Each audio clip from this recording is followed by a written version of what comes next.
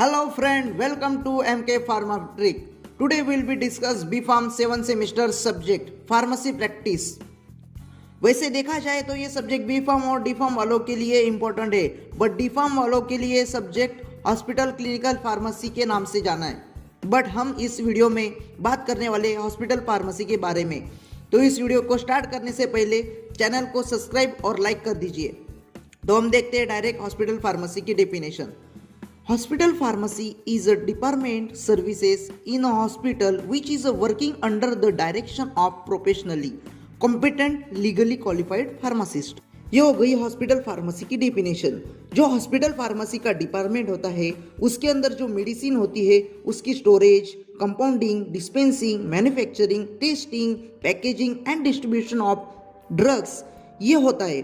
और जो ये अंडर द सुपरविजन होता है वो प्रोफेशनल फार्मासिस्ट के अंदर होता है। तो ये हो गई हॉस्पिटल फार्मेसी की डेफिनेशन। अब हम जान लेते हैं कि फार्मेसीज के टाइप्स क्या होते हैं। तो इसमें दो टाइप्स होते हैं, कम्युनिटी फार्मेसीज होता है और दूसरा होता है हॉस्पिटल फार्मेसी। तो कम्युनिटी फार्मेसी क्या होता है ये जान लेते हैं। तो पहले हम उसकी डेफिनेशन देखते हैं। Community pharmacy means any place under the direction supervision of a pharmacist where the practice of pharmacy occurs or where the prescription order are compounded and dispensed other than hospital pharmacy or limited services pharmacy। Community pharmacy में क्या होता है, समझ लीजिए कि कोई ऐसी place है या कोई ऐसा गांव है वहाँ डॉक्टर, हॉस्पिटल, क्लिनिक की कोई सुविधा नहीं है और आप वहाँ पे फार्मेसी खोलते हैं और लोगों को जो भी बीमार है उसके लिए मेडिसिन कंपाउंडिंग करते हैं, डिस्पेंसिंग करते हैं, उसे बताते हैं कि कैसे कैसे लेनी है, किस वक्त पे लेनी है या किस प्रकार उसे लेनी है। तो ये सब कम्युनिटी फार्मेसी कहलाता है और इसके लिए आपको फार्मासिस्ट होना ज़रूरी है। कम्युनिटी फार्मेसी यानी समुदाय संगठना जो वहाँ पे खोली गई फार्मेसी है उसे ही कम्युनिटी फार्मेसी कही जाती है। ये हो गया कम्युनिटी फार्मेसी। अब बात कर लेते हैं ऑब्जेक्टिव ऑफ हॉस्पिटल फार्मेसी। इसके ऊपर आपको एग्जाम में क्वेश्चन भी आ सकते हैं। टोटल 4 ऑब्जेक्टिव है। First, cost containment. सेकंड है effective and efficient services. Hospital में बहुत ज़रूरी होता है कि इमरजेंसी टाइम या फिर किसी पेशेंट को इफेक्टिव और जल्द से जल्द या सर्विस दी जाए, तो ये इफेक्टिव एंड इफिशिएंट सर्विसेज होती है। थर्ड होता है पेशेंट सेटिस्फेक्शन।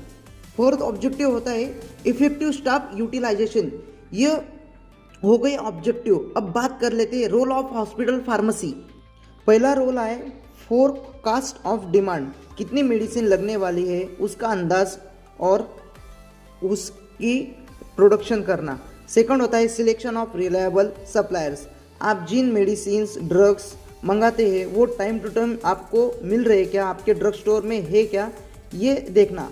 उसके बाद थर्ड होता है determine specification of the requirement medication, किस किस प्रकार की मेडिसिन चाहिए, कौन सी मेडिसिन ज़्यादा जाती है और कौन सी मेडिसिन ज़्यादा जाती नहीं है, तो ये सब डिटरमाइन करने का। उसके बाद फोर्थ होता है मैन्युफैक्चरिंग ऑफ स्टराइल और नॉन स्टराइल प्रिस्क्रिप्शन। पांचवा फंक्शन होता है मेंटेन ऑफ मैन्युफैक्चरिंग रिकॉर्ड्स, यानी कि कौन कौन से प्रोडक्ट्स, जो ड्रग्स है, जो मेडिसिन है वो मैन्युफैक्चरिंग की है तो उनके जो भी रिकॉर्ड्स होंगे, वो ड्रग्स कितने यूज़ किए हैं, उन सब की जानकारी उसके अंदर होना चाहिए। 6 होता है क्वालिटी कंट्रोल, परचेस और मैन्युफैक्चरिंग प्रोडक्ट्स। आप जो प्रोडक्ट्स बना रहे हैं उनकी क्वालिटी अच्छी है क्या, और जो परचेस हो रहे मैन्युफैक्चरिंग बाहर से जो परचेस हो रहे उनकी क्वालिटी भी अच्छी है क्या, ये सब देखना हॉस्पिटल फार्मेसी का काम होता है। 7वां होता है distribution of medicine in the ward, जो मेडिसिन हम पेशेंट को देते हैं वार्ड में जाके, तो उसके ऊपर भी ध्यान रखना ज़रूरी होता है कि पेशेंट सही से मेडिसिन ले रहा है कि नहीं। 8वां फंक्शन होता है कि dispensing medicine to out patient, जो आउट पेशेंट फार्मेसी होती है, जो बड़े हॉस्पिटल फार्मेसीज में इन पेशेंट और आउट पेशेंट 2 फार्मेसी होती है, इसके टॉपिक पे भी हम वीडियो बनाएंगे। बट अभी यहाँ पे जान लेते हैं अपन कि आउट पेशेंट में जो मेडिसिन वो प्रिस्क्राइब की जाती है तो उसका अलग से एक फार्मेसी होता है, वो आउट ऑफ हॉस्पिटल होता है, हॉस्पिटल के बाहर होता है, तो वो आपकी डिस्पेंसिंग भी मैनेजमेंट करनी चाहिए। उसके बाद 9वां फंक्शन होता है drug information source in hospital.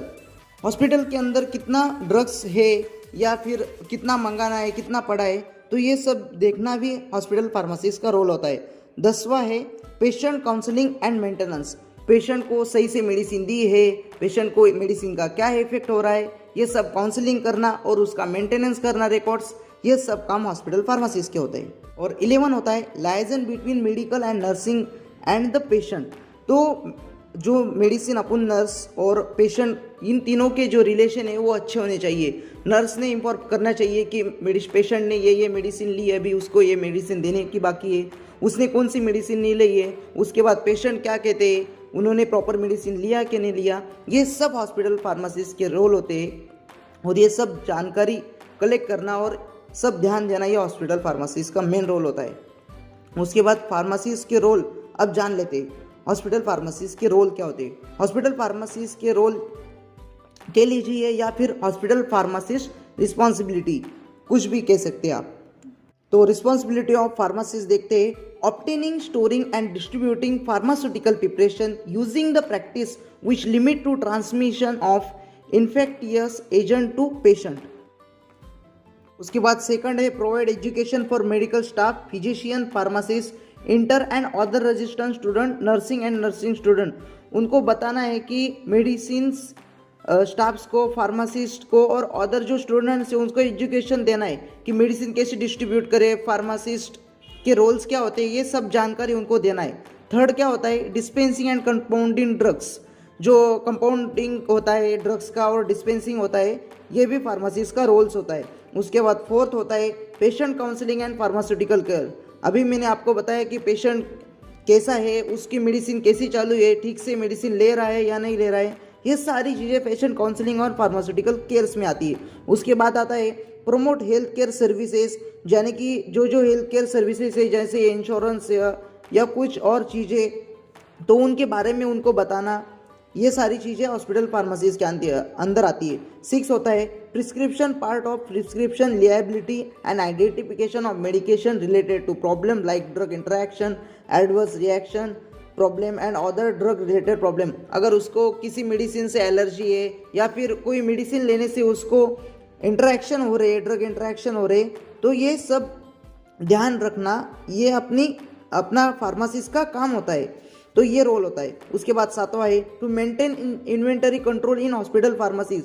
Hospital के अंदर कौन कौन सी मेडिसिन अवेलेबल है, उसके बाद कौन सी मेडिसिन की ज़रूरत है, वो उनको कंपाउंडिंग करना, डिस्पेंसिंग करना, सारी जो हॉस्पिटल के अंदर जो मेडिसिन भरी पड़ी होती है उनकी इन्वेंटरी करना, ये फार्मासिस्ट का काम होता है। उसके बाद अगला देखते हैं 8वां पेशेंट मेडिकेशन अधेरेंस। जो पेशेंट का मेडिकल अधेरेंस होता है यानी कि जो प्रिस्क्रिप्शन होता है तो उसको देखना कि सही से मेडिसिन है या नहीं है, ये सारी चीज़ें। उसके बाद 9th आता है provide education counselling regarding OTC medication. जो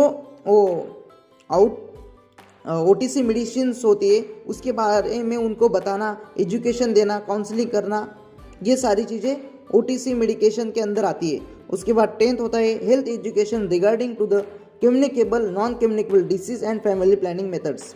उनको बताना कि कम्युनिकेबल डिसीज कैसे होता है, कौन कौन से कम्युनिकेबल डिसीज होते हैं, कौन से कम्युनिकेबल डिसीज नहीं होते, और आपको अगर फैमिली प्लानिंग करनी है तो कैसी मेथड्स होती है फैमिली प्लानिंग करने के लिए। ये सारी चीज़ें इंफॉर्मेशन देना पेशेंट को एक फार्मासिस्ट का काम होता है। और उसके बाद 11th होता है maintain the hospital drug policies. जो हॉस्पिटल की ड्रग्स पॉलिसी है, जो भी पॉलिसीज हॉस्पिटल की होती है उनको मेंटेन करना, उसकी विलेगना नहीं करना, ये काम हॉस्पिटल फार्मासिस्ट के अंदर होता है। तो thank you for watching my video. आपको अगर वीडियो पसंद आए तो लाइक करिए, सब्सक्राइब कीजिए।